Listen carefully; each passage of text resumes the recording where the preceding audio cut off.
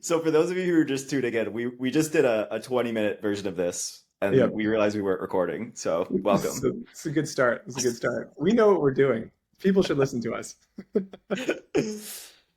Ah, Well, this is cool, man. Well, I'm really excited. Today, we're going to be talking about why one should not be depressed when looking at their future as a young person, especially if you're a young creative person. I know it seems scary out there. There's AI and the job market seems to be shrinking for entry-level jobs, and it's a very intimidating time to be a 19, 20, 21-year-old person in the world. We're going to be talking about why it's actually an awesome time to be a creative person, maybe one of the the best best times in time. history.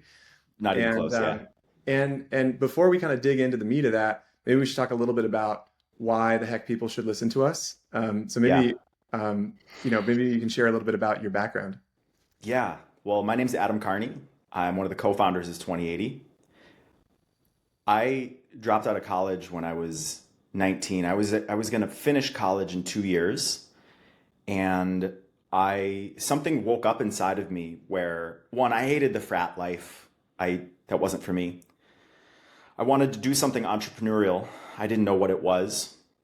I um, discovered design and I loved design. That was my inroad to my career. I did that for a number of years. And then when I was 26, I started a company called East West, which within like a year became one of the largest yoga teacher training companies in the world. And if when I tell people that, they sometimes don't believe me. And believe me, it is as ridiculous as it sounds. I was living in a resort for like the first 4 years we were developing it in Bali, and every month 40 people would come from all over the world to stay in this resort and learn yoga from myself and some spiritual teachers from India that I had done my original yoga training with. And I sold that company in 2023. I had moved back to the US and was honestly kind of traumatized by what I was seeing back here in the US after living abroad for so long, specifically in the bureaucracy around really all industries, but particularly around education. I really believe that education is sacred. I think it's the most important thing in the world to me. And then to witness people and all of the student debt that they are holding, and just how it misframes your career and life through a 4 year degree. Um, that inspired me to want to actually get into higher ed and start a real degree program. And that's how we got here.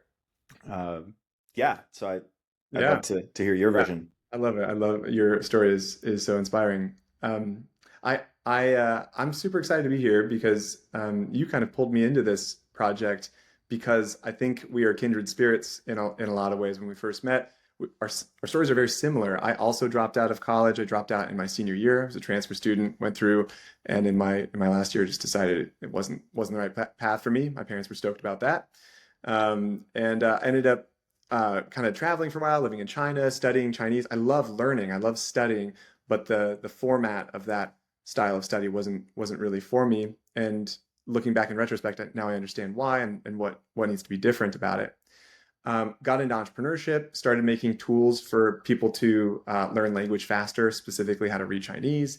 That led me to go and study entrepreneurship at Draper University, which was started by this venture capitalist named Tim Draper. He ended up funding my next company, which I then built for a while, and then got into sort of like coding. I had sort of been a designer and a coder as a young person, but went back and got more of a formal education in that through a boot camp called Hack Reactor, and then started another company, a podcasting software company, which we ended up selling, and then worked at Patreon for several years as a product engineering leader, which is basically like a tinkerer, someone who can code and someone who can kind of think about product. And our purpose there was to, a lot of people watching this will probably know what Patreon is. Our purpose was basically to help creative people monetize their skills and their gifts and create sustainable income for themselves. And there's a lot of parallels between what we were doing in Patreon and what we're doing here. Like, how do you take people who are inherently creative and entrepreneurial and endeavoring and give them the skills to build a practical, stable income for themselves and actually thrive instead of being subject to the whims of uh, the art world or the entrepreneurship world. Right. So did that for a while, super fun. And then a couple years after that, started Sonora, which is the company that I still currently run. It is a boot camp for guitar players. We basically run intensive programs. We're like an alternative to traditional music school for intermediate guitar players. We've had 5,000 students go through the program at this point. Five of our students have gone on Crazy. to win Grammys. Crazy. We've taught some of the biggest folks in the world, and we have a team of about 50 folks over there, and I've learned a lot about education. We share this passion for how to learn and what what are the essential things that people need to learn in order to acquire a skill, and what are the things that aren't essential, and how do we kind of sidestep the things that are non-essential and really isolate the things that are truly the most important, in an effort to self-actualize, right? Ultimately, what we're trying to do is take the gifts that we were born with and fully express them in the world in a way that Yes. creates abundance for ourselves and it creates abundance for other people. That And was the thing when we met. You were the only other person in my entire life that I had met who had had this experience of taking the thing that you're most passionate about in the entire world and building a really successful business around it. yeah, I can count on one hand the people even now 10 years later that I've ever met that do that. And I think on some level that's the goal. I think having that experience, I mean, I that's the best experience that I've ever had in my entire life. Nothing comes close to what that feels like. Being yes. able to share that with people and get paid to do that. You know, in Mm. so many ways, this program is the groundwork to do that Yeah, for students. yeah, Um, absolutely, absolutely. and yeah, I think we had a funny conversation when we were starting this that we set some pretty ambitious goals for the students in this program. Yeah. Things that for other people when they would hear it, you know, making a six-figure salary Mm. by during their education, that might sound kind of unreasonable to a lot of people. So when we first started to design our curriculum, we came across this interesting problem, which is actually the opposite problem that you might expect. We set some really ambitious goals for our students. I mean, our Yeah, goal is that everyone has a six-figure salary before they leave the 3 years. I think traditionally, like someone who's running a college would say, "Wow, that's really ambitious. How could you do that?" Our problem actually was not that the problem. Our problem is actually that the degree by law needs to be too long. It most degrees are 4 years. Ours is a reduced credit bachelor's degree, which by the way is a new thing in higher ed that's even possible.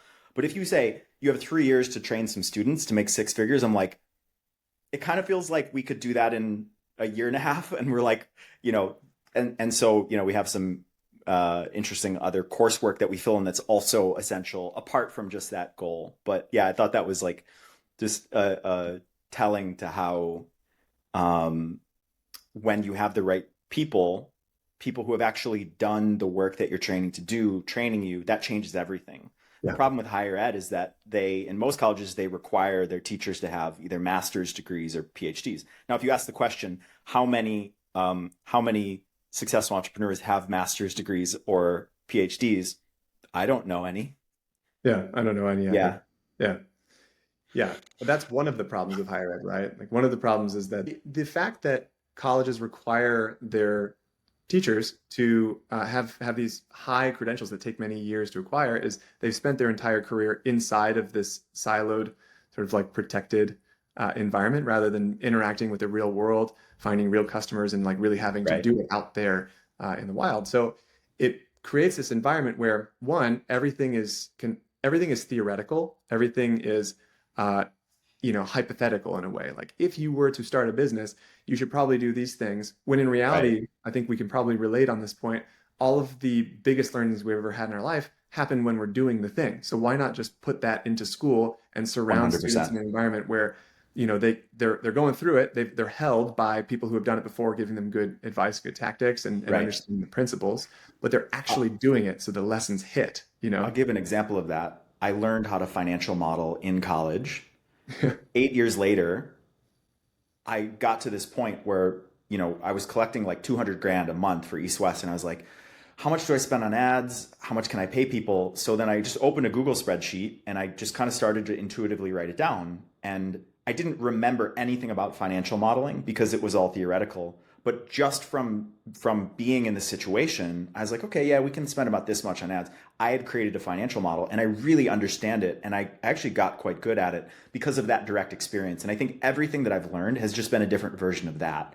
When you Yeah. just lean into learning the thing, you don't need somebody else to train you to think about it theoretically, because the theory is the context of the situation, which in every situation is different. And so, learning to be an entrepreneur is actually learning how to learn.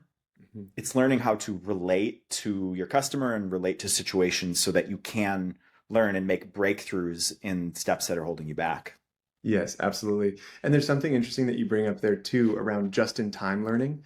Like I relate to this financial modeling lesson that you learned because years ago, I think this was probably 4 years ago, I didn't know much about how like financial modeling worked. I didn't know the difference between accrual and cash-based accounting, Yeah. and the company was like cranking along. We were doing several $100,000 a month, and we ran into a cash crunch because we were building all of this technology to support our students, but we didn't realize that we had accounts payable and all of these things that you end up learning. And so cash crunch happened. We had $150,000 of salaries to pay one month, and we had like 10 grand in the bank account, and I had to get really scrappy and figure out how to close that Yeah. gap. Luckily, we I've been closed it. there. And then after that, you learn what accrual accounting is, and all of these Right. principles of how to do finance well, and how to model things well, and how to forecast and do all of these essential things. So how do you create the environment in school? And maybe this is part of why 3 years is necessary, because it takes time to get to the point where you run into some of these problems. But when you run into it, you definitely want to have that support system around you of people who, Exactly. ah, yes, cross that bridge before. Here's what you do next. Exactly. Well, the Yeah. first important thing is that the students are in a motion to do the thing. If you're not Mhm. in the motion, if you're not trying to be an entrepreneur, you all the stuff is just going to go in one ear out the other. But it's almost as if when you are in the position of doing it, all the theory then has a place to land, and the mentoring has a place to land. Um, yeah, Yeah, yeah, 100%. That's it, really. And I think what's cool about this is, in 2080, uh, we see entrepreneurship as having a few core essential skills. One of those skills is design, which is kind of counterintuitive because you might come to 2080 and be like, I didn't want to be a designer, or like, I don't want right. to go be a professional. That's not my goal. But design is this foundational thing where if you can get good at design, one, you always have a marketable skill, whether you become an entrepreneur or not. So that's cool. Right. You've got that in your back pocket. If you learn design, you start to develop an eye for brand, and fundamentally whatever you want to build, whether you want to be start a tech company, or be an artist and build a brand around yourself that ultimately is like fundamentally a Yeah, business. design is in every business. It's in It's unavoidable, and everything. it's also the foundation. It's like where things start. Yeah. I want to just highlight also another important part of this that I think a lot of entrepreneurs miss, and that's the first business that people start. I find that the first business, or even the second or third, is usually where all the pain happens. Yeah. The reality is that, like, most people aren't just ready in their skill to like be running a venture backed high growth tech company. I wasn't at that age. Like, I wasn't even when I was 30, 31. And so there was a strategic decision that we made as a part of this degree to focus our early students on a form of entrepreneurship which is practical, allows you to work remotely, allows you to start making money right away, and do that while learning. And that is by doing contracting as a bridge then into what our students eventually want to do, which may be a part of the degree. That might be a year 2 or 3 Yeah, thing, or it exactly. might be after. But for me in my life, my saving grace was that no matter what's ever happened in my life, I could always fall back on, because there were times when, in my 20s when I had bad years and I needed to fall back on doing contract work. Yeah. So I can't tell you how much it changed my life to have the confidence to know that I can be anywhere in the world, and I know that I can make 10, 15 grand a month on my computer working 5 or 6 hours a day, Yeah. rain or shine. And so that is, I think, really essential if you're, especially if you're like 18 and just coming out of college. So, That's such an important step, I think, in the progression of like in reality building a full life as an entrepreneur. yeah. Can we Yeah. talk about the essential skills in our view that every not only entrepreneurs but every person entering into this new AI era, what are the three essential skills that folks are going to need to have in order to be um, Yeah. yeah, to be Yeah. resilient? So I think there's like the specific skills. So we have those in the program, like design, short form content is like disproportionately advantageous in this market. So there's those. Yep. But I think even more broadly than that, AI is if you think about it, that AI is so much more intelligent than us in so many ways, and it's only going to be more intelligent in very, very specific ways. So then the question is, what are the ways that it can't be intelligent? And that's where the human intelligence fits in. So what are those? So from our estimation, the number one is taste.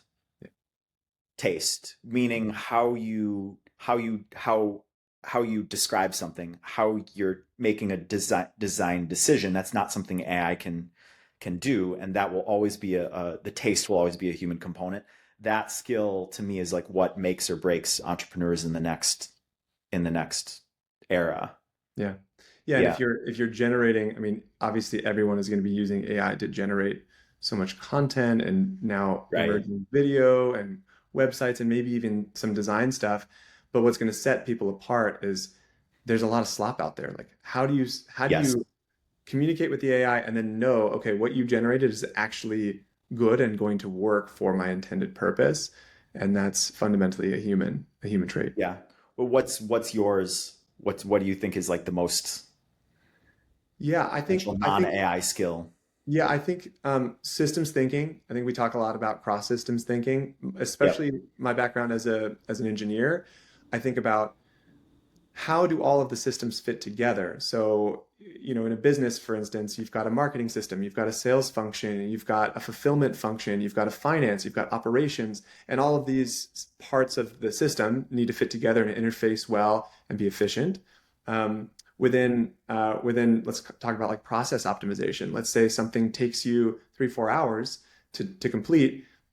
Do you have the skills to strap together? You don't have to be an engineer or a coder, but how do you understand the technology systems that allow you to automate processes so that you Right. get it off your hands and hand it off to the machine so that you're actually leveraging these tools as they come online, especially with AI, rather Yes. than continuing to do things in the old-fashioned way and falling behind as a result. But I think systems, data structures, having some notion, even if you're like a hyper creative person and are a little tech allergic, some foundation in that area can 10x your ability to be very resilient and dynamic as the landscape changes. Yeah, and I think there's an important part of that many entrepreneurs at all levels can overlook, and that's that in order to before you can delegate something, which is eventually where you want to get, that's how you build a lifestyle business, is you start delegating. But you can't do that unless you know how to do it, at least to have skills enough to be dangerous in it. Yep, So it's like it's always this art as an entrepreneur of how do you dig into something and get pretty deep in it quickly enough so that you understand just how it fits in a cross systems sort of model. that's totally right. Um, Yeah, yeah, you kind of need yeah, to. I've not seen an entrepreneur who was very successful that didn't know a little bit about how every single job is done. Because usually yes, exactly. they do it before they hire, and then they pick up the skill quickly, which relates to the foundational skills that we're teaching in 2080, which is not just here's how you design, but fundamentally, how do you do accelerated learning? How do you break Right. down complex skills, isolate the things that are most useful? 2080 comes from the 80/20 principle, Pareto's principle. What's the 20% of this skill that gives me 80% of the yield? Yeah, we flipped How it. do you do that with skill acquisition so that throughout your career you're picking up skills very quickly and you're able to kind of like strap them on so that you're sort of like this Renaissance person that That's can do right. a lot of different things. Yeah. And I think the third skill that we talk about as the most essential skill for the future, which this one is, I think, often very overlooked, frankly, by people who are just obsessively techy or Yeah. financy, is Yeah. just personal wellness. Like if you're Yes. not, if you don't have if you don't have good energy, like you're not getting very far. If you're not healthy, if your brain's not functioning with, which like honestly in this world, I think that's another thing that, is easy to overlook. I mean, you and I are both just obsessed with health, obsessed with personal wellness, and I think that was the other part that I recognized in you when we met is a balance between equally pursuing like growth and improvement, but also wellness and wisdom and these other dimensions of life that actually make life worthwhile. And that can be so easily overlooked. And part of why the future might look very dim to many people is because they struggle in that area. But that's such an important unlock in any just on a human journey. That's right. Um, so That's that's right. how we fill in the remaining portion. So concurrently in the degree, all students are concurrently enrolled in courses that are related to their entrepreneurship journey and becoming a creative remote contractor, and then also simultaneously enrolled in courses that are just kind of us curating the incredible people that have, transformed us and these really big important unlocks in our personal wellness as we've gone. Yeah. Yeah. Yeah. It's practical psychology, practical philosophy, practical physiology in a way, like practical acknowledgement of the skills necessary to create a healthy body that you can live in and thrive in and create from. So, I'm curious for you because what have been some of those in the wellness area? Like, what have been uh, people who know me know mine has been yoga, and yeah, you haven't also mentioned your music. But for those of you tuning in, Spencer is like a world class musician, like truly. thanks, man. So Yeah. what have been some of the things that have been like important to your your personal wellness journey? Yeah, I had a mentor years and years ago, Brian Johnson, not the Live Forever Brian Johnson, but the Philosopher's Notes Brian Johnson. He's still an entrepreneur, amazing. Not the other Brian Johnson got kind of screwed Yeah, yeah. when, yeah. Yeah, yeah, not that Brian Johnson, but this Brian Johnson, I used to work for his company in college. He ran this school for optimal living, and it was awesome. We'd have these live classes from like Deepak Chopra on mindfulness, and he'd bring in amazing authors, and he would synthesize their ideas. And I was just a TA in those classes. But one of the things I learned from Brian was consistency on the fundamentals and this Yeah, concept of arete, which I know we yeah, both really resonate with. That's very virtue. central to his ethos as a person. And those fundamentals are different from person to person. Like, he's not prescriptive. Like everyone must do breath work at 5:55 a.m. and then, cold plunge. Otherwise, you're not a good person. It's Yeah, I more don't do so any of that stuff. recognizing what are these habits that we need to build into our lives to be consistently happy and show up to our teams and our friends and our family in a way that brings goodness. And for me, those things are breath work. Things like getting out and going for a walk with my dog and my girlfriend and spending quality time. I go to the gym every day. I do a lot of yoga, and then I play a lot of music. I also focus on things like, drinking two of these a day, like just Yeah, the fundamentals, journaling, and just I have like a recurring to-do list in my to-do list app where it's just like, here are all the things that I just do every day. yeah, Um, a little bit of a planning process. I practice guitar for about an hour a day, just to continue learning and expanding there, and then I try and fill my cup with information and knowledge from wise people, whether it's current people who are alive or ancient wisdom, and just do yeah. that as regularly I as mean, I possible. just hearing like your wellness stack. That's kind of Yeah, a nerdy way to yeah, say that, but like it's a lot, and it. I think it just shows that you're not only investing in your career, you are doing that too, but yeah, almost equally and maybe more, there's an investment in all the various things that make life worth living, and without those you just won't continue because yeah. You burn out. you won't have the meaning, you won't have the purpose, you won't feel good in your body. Yeah, So yeah, that's just so important to me personally that everybody that I come into contact with, especially that's signing up for, a degree through us leaves where they're they're not only increasing the measurable components of their life, but truly their life is Yeah. transformed.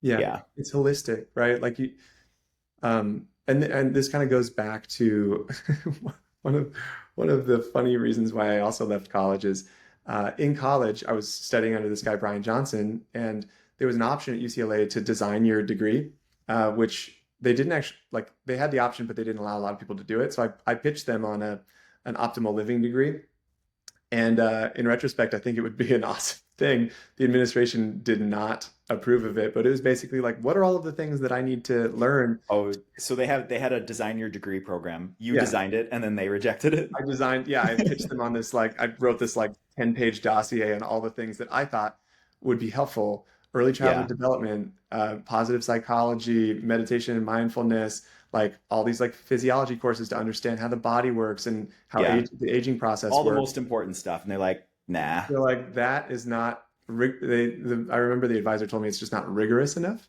And I think there's a blind spot in academia, which is they expect you to just figure out your balance on the outside, independent, Right. and then Right. within the confines of education, their job is to, teach you about how math works or something, which is fair, but also I think it doesn't take into consideration the full person. And I think Yeah. that And now the, institutions need to adapt and realize that we're teaching a human, a whole human, not just a brain. well, it's true in college, but I think it's even more true in big corporations, which for me, going to work for a big corporation would feel like death to me because Yeah. they for the same reason that you just mentioned is that you're there to fulfill a task, which Yeah. that's necessary, and but there's not so few companies actually acknowledge whole human beings, even the ones that say they do, honestly. Mhm. Um, and I think that's also given people a very adverse relationship to capitalism because, on a human level, we know that our institutions should be supporting us as full people, but they're not. Yeah. So, I guess the point I'm trying to make is that when you are a self empowered entrepreneur that can, wherever you are in the world, pick up a contract for work that you like doing, you then have the freedom to be able to live your life fully and holistically in the way that you want. Whereas working for a corporation, it's still possible. It's just the environment is not as supportive to do that. Yeah. One other Yeah. cool thing about this model, because we could be, when we were conceptualizing this, we were thinking, well, do we just make a generic, um, like greenfield open entrepreneurship school where people can start any business? And there's an element of that that's true, but it, for the majority of students, we're prescriptive around building this sort of agency model. And the reason is, one, if you end up following that path and becoming a designer and then building an agency around it, you don't have a capped, your income is not capped. Right. Because Right. at a job, maybe you have an annual salary bump, which is cool. And maybe they give you equity if you work at a good company. So there's long-term prospects for your prosperity. But if you own your own agency, you're kind of doing the same work, a little bit more administrative work, to be fair. But there isn't a cap on your income, and you can scale an organization. You can offer various services. You can hire people under you to support the work and fulfill for clients, and you can actually build something that builds actual wealth, which sets you up for a long time. And then in that That's process, right. you get to learn all of the skills necessary to start your next business. Because if you're an entrepreneurial person, chances are this won't be your only business. Yeah. Did you ever read Malcolm Gladwell's book, Outliers? Yeah, Yeah. There's a part in that book which almost nobody talks about this. This was my favorite part of this book where he's talking about the psychology research around what makes work meaningful. mm, And it's not the things that most people would think. I think most people make the false assumption of assuming that one, if they get a job at the brand of the product that they like Apple or Google, that they'll have a meaningful job. yeah, Um, or that if they're working in the product category that they like, that will make them feel meaningful. That will make their work feel meaningful. But actually, according to the research, this comes from this researcher named Hirschberg, which is super interesting research. The three characteristics of the most meaningful work are one, autonomy. Mm. Um, I'm forgetting the second one, but the third one, and this was the one that I was getting at, is there's a direct link between your increased performance and your reward. Mhm. Meaning that you go and you invest in a skill, and quickly after that, there's an incentive, there's a pay raise for that. The antithesis of this is like being a school teacher. So you could invest in additional education to become the best school teacher in the world. You're not going to see a pay increase. If you are, it'll take probably 10 years. So this is why school teachers tend to leave after 5 years. Yeah. Entrepreneurship, once you get in that flow of getting a new skill and learning to monetize it, every time I learn a new skill, I'll see an increase in my business like that week. Yeah. And that loop Yeah. is very important to catch. And once you catch it, it's like it never stops. Yeah. Yeah. And once you collect, it's going back to the like arrows in the quiver kind of idea where first you learn design, then you learn cross systems thinking, then you learn a little bit That's about right. finance, then you learn a little bit about management and how to lead teams. Um, you start to amass these skills that end up being essential, fundamental skills for entrepreneurship. And then Yeah. they are applicable to everything. They also have uh, impact on normal everyday life. For instance, if you learn the skill of sales, a whole lot of tough conversations in your personal life get a lot easier because you understand how to navigate and how to listen better and how to um, persuade, I suppose, is the right word, Yeah. but in a way that feels good for everybody involved. If you learn the right way to do sales, it should feel good for everybody. Yeah. And so yeah, there's just compound benefit to all of these skills. Yeah. I have friends who they on their dating apps, they'll break it down into a sales funnel. So they have like their views, their leads, their dates, which is like their cost per lead. Yeah. I love it. Yeah. Yeah.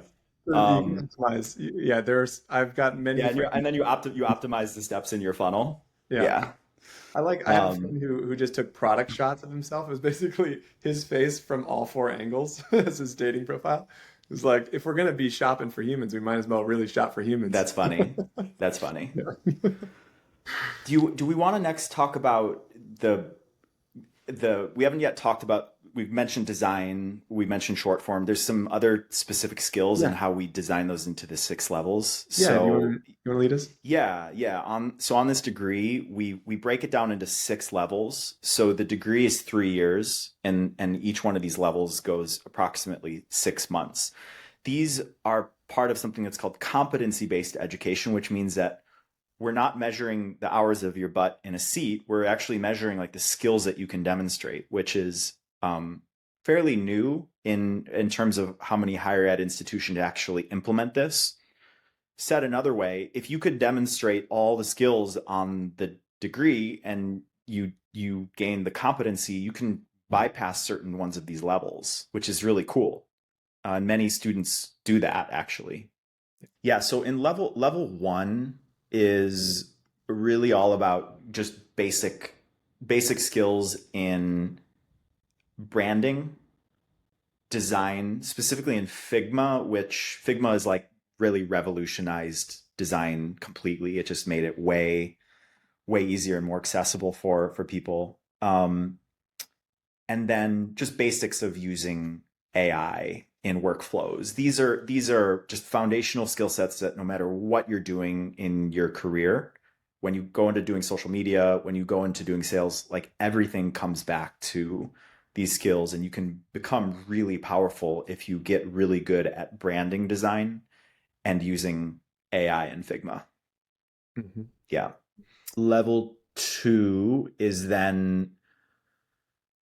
we're starting to work on the portfolio, which the portfolio is your entry into paid work.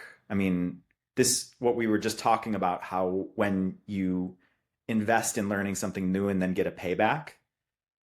For me as an early designer, literally every time I would put a new project in my portfolio, I would put it out on Dribble, and then I would get a new client like almost that week because clients tend to want creatives who have done things like what they've done in the past.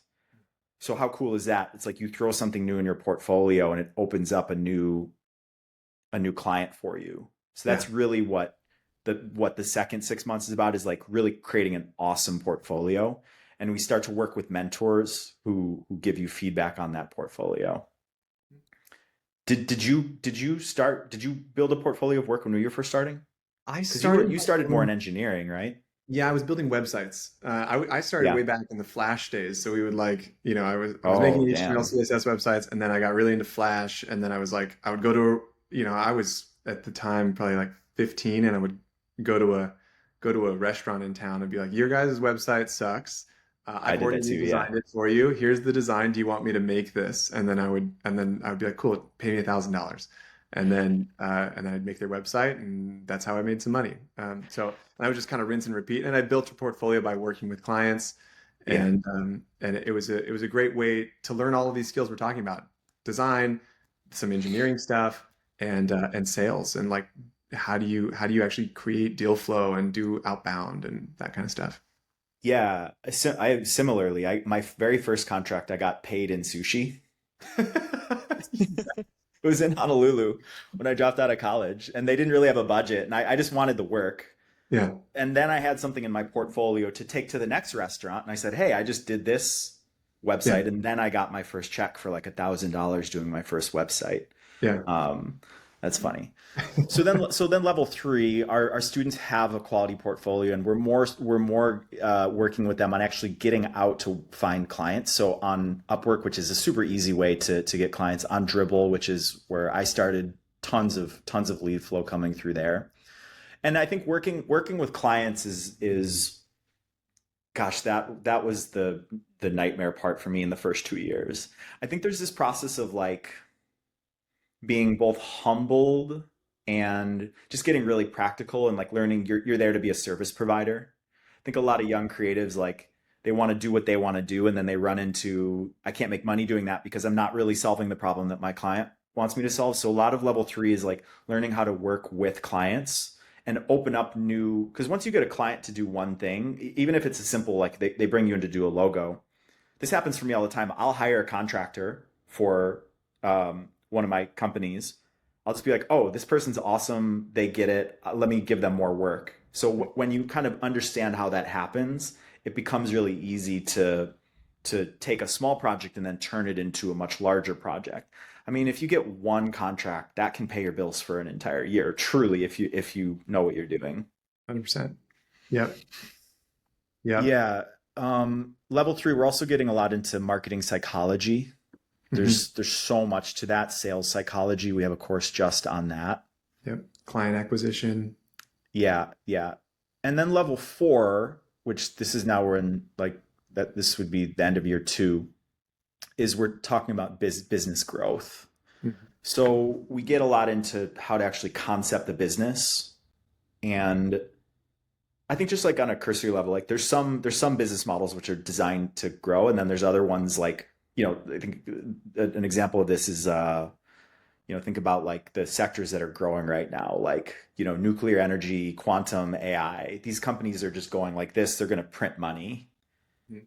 Yeah. versus a restaurant right now, Gotcha. which are like low margin businesses, which are going to suck all your energy, not make any money. So I think for young entrepreneurs, as they transition from being contractors to start then transitioning into like, what do I want to do after my contracting career and like go after my big fish?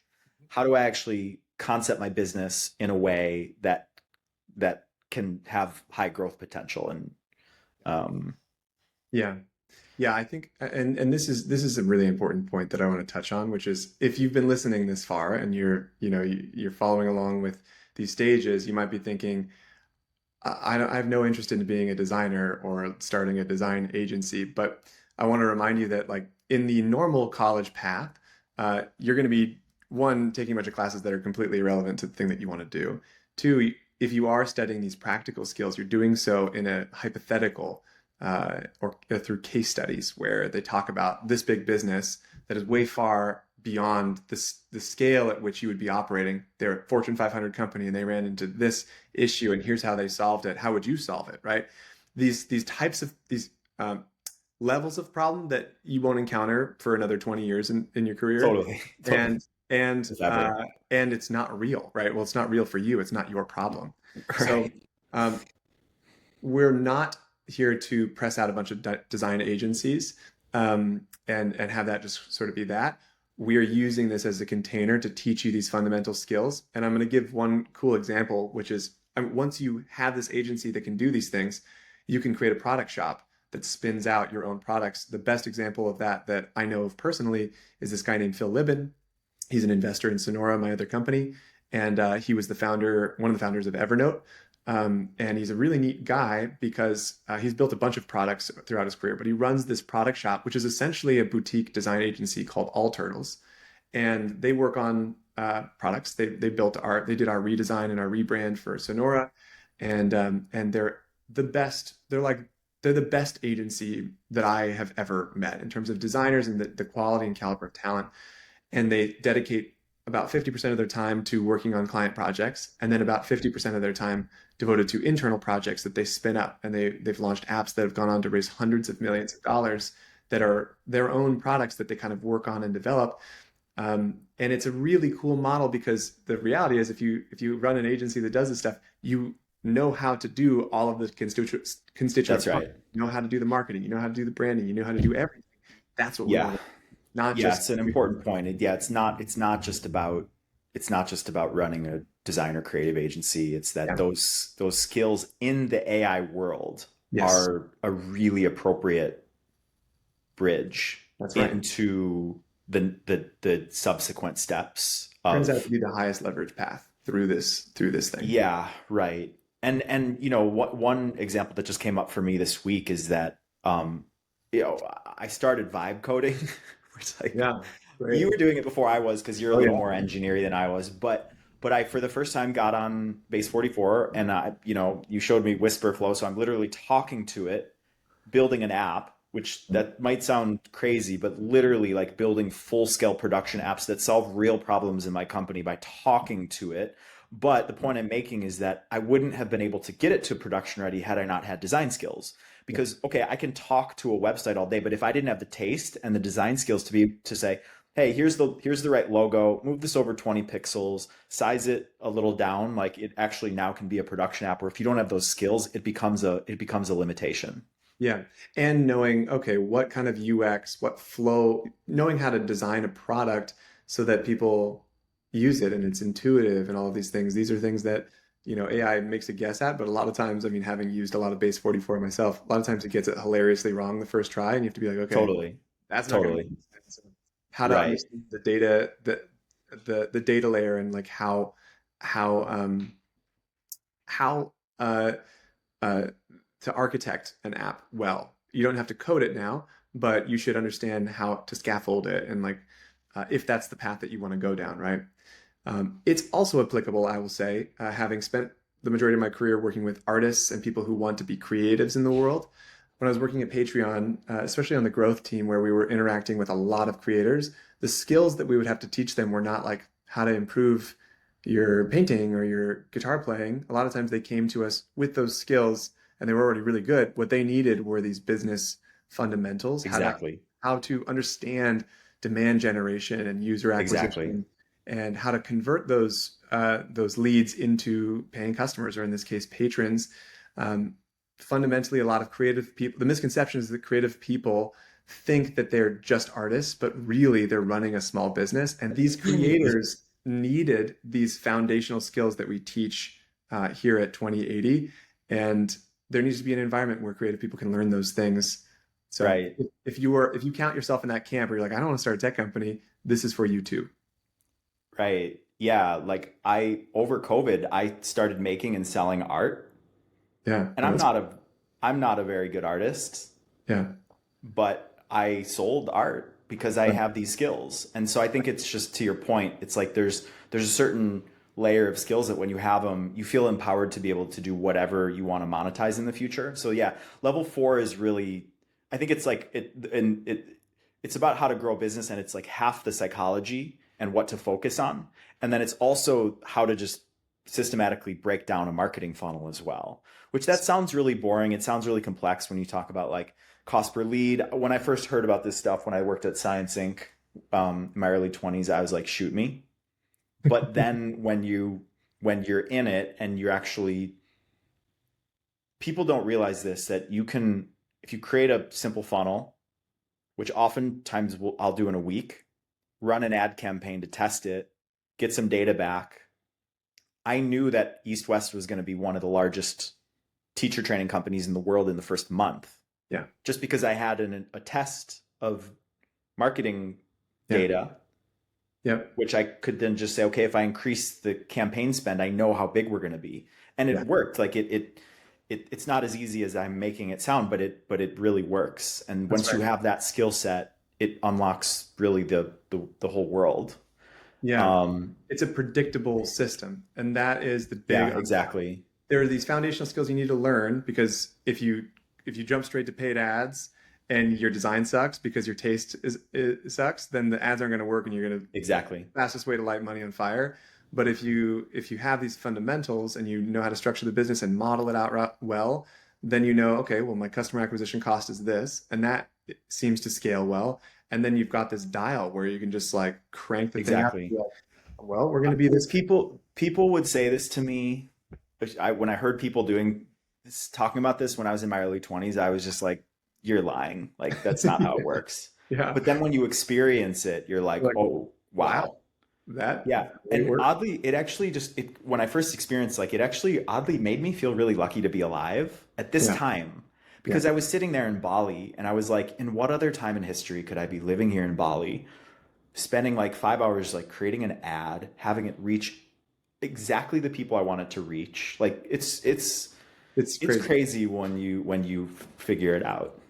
I want to Yeah. talk briefly too on this point about inflection points, and I know we have a couple other segments to get to, so stay Yeah. tuned for those other segments. But I want to talk about inflection points, which is right now in human history, there have been certain things that just unlock a wave of innovation, and in a wave of innovation, it unlocks a wave of opportunity, Yeah. uh, creative opportunity, financial opportunity, uh, Income. income. The transistor was one of them. The internet was obviously one of them. And AI is the biggest one I think our generation will probably ever see. Yeah. And so if you are in high school right now, or if you're in your early 20s and you're looking at the world through, we can bleep this out, but through shit colored glasses, and you're like, we're effed, and we're not going to be able to make this work. The job market's dried up and I have no opportunity. I would encourage you to flip that on its head and say Yes. AI is the biggest opportunity of our lifetime. Yes. And all you have to do is strap on the skills necessary to take advantage of it. And if you're a creative person in any field right now, there is just low-hanging fruit for hundreds and hundreds of miles. It's everywhere. You just look around and you're The like, I'm going to work on that. And it's everywhere. So it's the best the time. the last inflection was for engineers. Yeah. Yeah. I missed it because I didn't want to code. Yeah. I hate math. Yeah. This one is for creators Yeah. It is. because you can now talk a website into existence. Yeah. Yeah. If you have a So vision, it's the era of the idea guy, as they say, or the idea gal. Yeah. It's yes, if you're creative, you can do it. yeah, and I understand the pessimism about the world. Yeah. It's real. There's hard things happening, and I don't feel that it serves you as a young person Yeah. to be sitting on the sideline for this. Yeah. This is something that can change your life. Yeah. Um, It's also not the time um, to go to a university where everything is theoretical and conceptual, yeah. because waves happen and they crash fast. And for the next 3 years, 4 years, a lot's going to happen. So if you're sitting in a I, classroom doing things, I just cannot understand how parents yeah, are like sitting with their kids and being like, oh, 200 grand for yeah, English. All right, let's do it. Like, Yeah. eh, The brand name is let it, good. Yeah. please let us save you a bunch of money and time. And Yeah. yeah, yeah. Yeah. Great. Yeah. Glad that's very salient. So we got through the first four.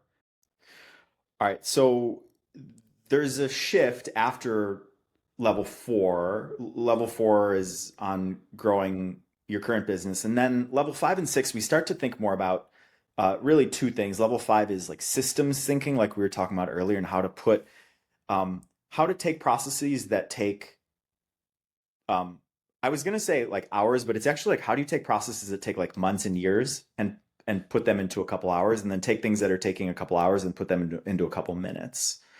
And like that's really what AI has opened up. And I think where there's so many opportunities that we're just in the beginning of now. I think it's also important to acknowledge that it just being able to think in that framework is really what level five is about. There's so many like this, it can get very technical. We don't necessarily want to get students all the way to that level, although some of our students who want to be engineers Yeah. We can can get them. certainly get there. But Yeah. just being able to think in a systems way and think about automations becomes like an exponential skill set that changes your whole toolkit as an entrepreneur. Yep. Yeah. 100%. Yeah. This is like going from ideation to initial, so your traction, your product market fit, and then cranking the lever and scaling it up. And then once you figure out your marketing lever, then fulfillment starts to break, which is just this natural thing. You have too many customers, and then stuff starts to fall over. And Phil, the guy I was mentioning earlier, he was used to tell me that every time a system triples in size, it breaks. So you just have to Mm. basically rebuild everything every time you're Oh, coming. that's an interesting frame. Yeah, I'd never heard that. Yeah. Yeah. Yeah. So then as we go into level six is about the more about the intangibles of leadership.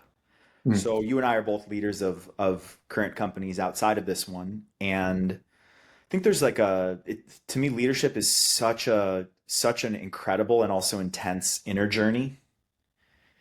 And it the way I think of it is that every time you run into a challenge, it's reflecting back a part of you that you can either resist or you can grow into.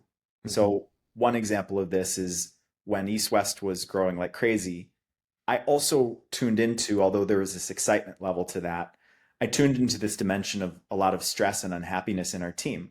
I chose to take that as a reflection of myself, that I hadn't focused on creating a culture that nurtured all parts of our team. And so the next year I really just spent on our internal culture. So that's just one example of Yeah. endless things like this as a leader that you will run into. And I think that making a study of leadership and a practical study of leadership at Yeah. the end of the degree is Yeah. so immensely important. 100%. Yeah. I kind of talk about it in terms of like at each stage of development, as you move along the entrepreneurial journey, you have to slay a different dragon. Yeah, And so sometimes yeah. that's like when you're getting off the ground, you got to slay the scarcity dragon that is causing you to Mm, underbid because you don't feel like you can charge enough for your services, or uh, the scarcity dragon that's like, I can't try paid ads because what if it doesn't work? Well, you got to take a risk. mm, And then there's it's usually two things. It's usually like some form of scarcity for a lot of people, some form of scarcity and some form of control. It's like as you scale an organization, in order for it to scale, like yeah, in a healthy way, you have to release control over different aspects of the company so that you can trust and hire good people and lead them well and then yeah, as you said, it's this fortifying. It's the ultimate personal development. Building businesses is the ultimate personal development tool. yeah. I Yeah. think of it like raising kids Hmm. in that in your first year, you really like you can't take your eyes off the kid. You have to be so intimate with it. Yeah. Yeah. But you can't keep that same relationship when it's 5, 6, 7, 10, 18. You've got it's this gradual letting go process. Yeah. So most people when they're starting a business, they're not as intimate as it requires for it to be healthy in the beginning. Yeah. But then if they slay that dragon, Yeah. of putting other things in their life aside in order to be able to give themselves fully to this.